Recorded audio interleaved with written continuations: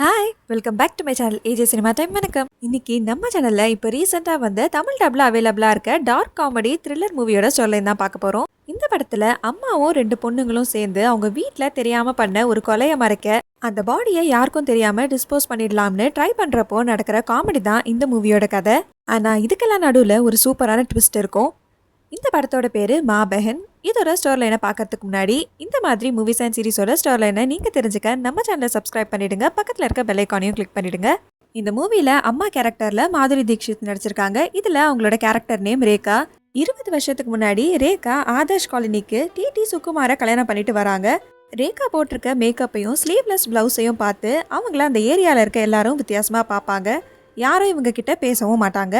ரேகாக்கு முதல் பொண்ணான ஜெயா பிறந்த கொஞ்ச வருஷத்திலேயே அவங்களோட ஹஸ்பண்ட் சுகுமாரும் அவரோட அம்மாவும் ஷாக் அடிச்சு இறந்துடுறாங்க. பல வருஷம் கஷ்டப்பட்டு தான் ரேகா அவங்க ரெண்டு பொண்ணையும் வளர்த்துருப்பாங்க. ஆனா அந்த ஏரியால இருக்க எல்லாரும் ரேகாவோட வீட்டுக்கு போற எந்த ஆம்பளையும் அவங்க வீட்டை விட்டு வெளியே வந்ததில்லைன்னும், ரேகா அவங்க எல்லாரையும் கொண்டு புதைச்சு அதுக்கு மேலதான் சாமந்த செடி வளர்க்குறாங்கன்னு காசப் பண்ணிட்டு இருப்பாங்க. முதல் பொண்ணு ஜெயாக்கு கல்யாணம் ஆயிருக்கும், ஹவுஸ் ஒய்ஃபா இருப்பாங்க. இப்போ அவங்களோட ஐவிஎஃப் ட்ரீட்மெண்ட்காக அவங்களுக்கு 5.5 லட்சம் தேவைப்படுது. ஆனால் இவங்க ட்ரீட்மெண்ட்டுக்கு போகிறது அவங்க ஹஸ்பண்ட் ஃபேமிலியில் இருக்க யாருக்கும் தெரியாது. அதனால் அவர்கிட்ட அவங்களால இப்போ பணம் கேட்க முடியாது. இவங்களோட தங்கச்சி சுஷ்மா சோஷியல் மீடியாவில் ஜெயாவோட ஹஸ்பண்ட் கூட சேர்ந்து தான் கண்டென்ட் கிரியேட் பண்ணி வைரல் ஆகிட்டு இருப்பாங்க. ஆனால் இது ஜெயாக்கு சுத்தமாக பிடிக்காது. ரேகா லிக்கர் ஷாப்பில் ஒர்க் பண்ணிட்டு இருப்பாங்க. அங்கே அக்கௌண்டண்ட்டாக ஒர்க் பண்ணுறது ரேகா வீட்டு எதிர் வீட்டில் இருக்க குப்தாங்கிறவர் தான். இவருக்கு ரேகா மேலே பல வருஷமாக ஒரு க்ரஷ் இருக்கும்.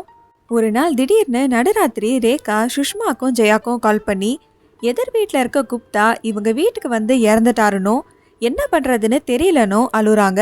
ரெண்டு பொண்ணுங்களையும் காலையில் கிளம்பி வந்து இவங்களுக்கு ஹெல்ப் பண்ண சொல்லியும் கேட்பாங்க. ஜெயாவும் சுஷ்மாவும் யாருக்கும் சந்தேகம் வராத மாதிரி கேஷுவலாக ரேகாவோட வீட்டுக்கு வராங்க. நேற்று நைட்டு குப்தா ரேகாவோட வீட்டுக்கு வந்து அவங்க கிட்ட தப்பாக நடந்துக்க முயற்சி பண்ணப்போ இவங்க அவரை தள்ளி விட்டதுனால தலையில அடிபட்டு அவர் இறந்துட்டாருன்னு ரேகா சொல்கிறாங்க. ஆனால் இந்த விஷயத்த வெளியே சொன்னால் யாரும் நம்ப மாட்டாங்கன்னு குப்தா பாடியை யாருக்கும் தெரியாமல் டிஸ்போஸ் பண்ணிடலாம்னு இவங்க 3 பேரும் சேர்ந்து பிளான் பண்ணுறாங்க. அன்னைக்கு நைட் தான் குப்தாவோட பொண்ணோட மேரேஜ்க்கான ஃபங்க்ஷன் நடக்கும். அப்போ டிஸ்போஸ் பண்ணால் யாருக்கும் டவுட்டும் வராதுன்னு அப்போ வேலையை ஸ்டார்ட் பண்ணுறாங்க. குப்தாவோட பாடியை இவங்க 3 பேரும் சேர்ந்து வெளியே கொண்டு போகிறதுக்காக இழுக்கிறப்போ அவர் திடீர்னு தும்புவார். அவர் இன்னும் உயிரோட தான் இருக்காரு.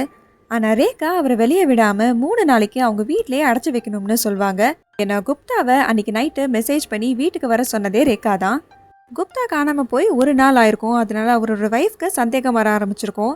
அவர் ரேகா வீட்டில் தான் இருக்கிறதா அவங்களுக்கு டவுட்டும் வந்து அவங்களும் மகேஸ்வரியும் சேர்ந்து ரேகா வீட்டை செக்கும் பண்ணுவாங்க. குப்தா ஒய்ஃபோட தம்பி பேர் மகேஸ்வரி. அவர் தான் அந்த ஏரியாவோட இன்ஸ்பெக்டர். அவரும் ஜெயாவும் ஸ்கூல்மேட்ஸ். ஜெயாவை அவர் அப்போலேருந்தே ஒன் சைடாக லவ் பண்ணிட்டும் இருப்பார். ரேகா எதுக்காக அன்றைக்கி நைட் குப்தாக்கு மெசேஜ் அனுப்பி அங்கே வர சொன்னாங்க? அவங்க மறைக்கிற அந்த உண்மை என்ன? குப்தா ரேகா வீட்டிலேருந்து தப்பிச்சாரா இல்லையா? ரேகா, ஜெயா, சுஷ்மா இவங்களெல்லாம் பற்றி அந்த காலனியில் இருக்கிறவங்க சொல்கிறது உண்மையா? இந்த சம்பவத்துக்கு அப்புறம் இவங்க 3 பேரோட லைஃப் எப்படி மாறப்போகுது? இதெல்லாம் தான் இந்த படத்தில் காமெடியை கலந்து சொல்லியிருப்பாங்க.